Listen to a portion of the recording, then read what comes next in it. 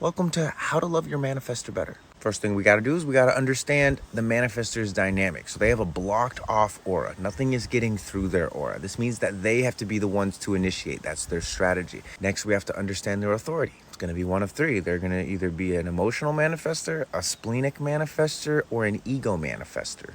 So now let's work backwards, okay? Start with the aura dynamic. What do you want to do with an aura? You want to let the aura be, okay? So rule number one is don't fucking bug your manifestor.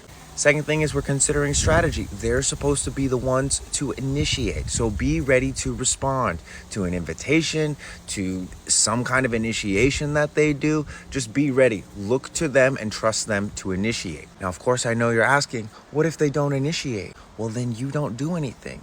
See, the problem with so much of human dynamics, this is a side tangent in this video, is that people are not trusting other people to be themselves, okay? They're actually enforcing and reinforcing these conditionings that we picked up from childhood because we didn't have human design. We didn't really have spirituality or consciousness or any voltage of different perspectives other than like the church and the universities and the military, okay? That's what a lot of us got. Back to the topic of the video. Manifestors, authority. With the emotional authority manifestors, you want to let them know they have time, okay? Encourage them to be patient before they just go off and start initiating.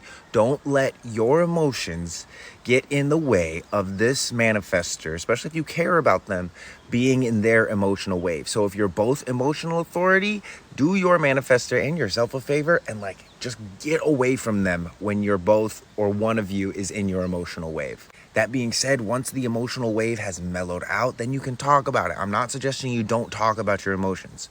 I'm just suggesting that you don't try to make decisions or solve your emotions in the heat of your emotions. With the splenic manifestor, what you're going to want to do is encourage them to listen to their spleen and to take care of themselves.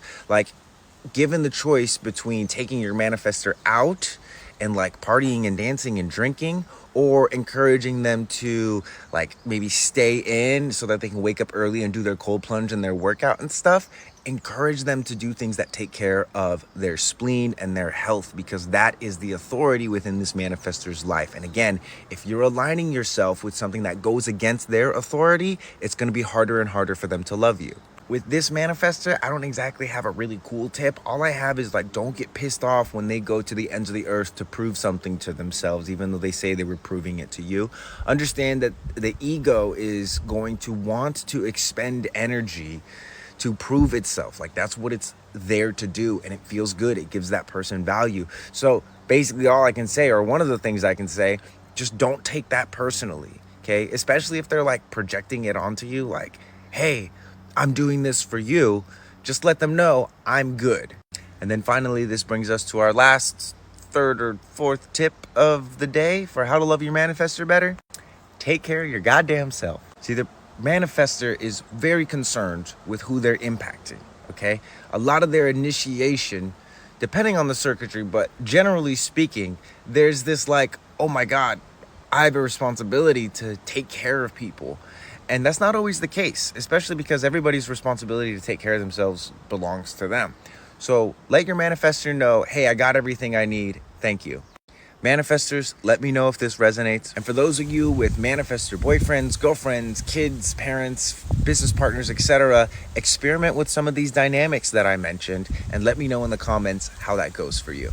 Now, of course, if you don't know what your human design is, just click my face there. Link is in the bio. You can generate a chart totally free. I'm doing a special little promo this week. Anybody who buys a $20 report in the month of November is going to get entered into the raffle. The raffle prize is a session with me, either a one-on-one or a relationship, one-on-two. I'm also running a course starting January. Early registration is available. That's called Live Your Design. That is also via the link in my bio.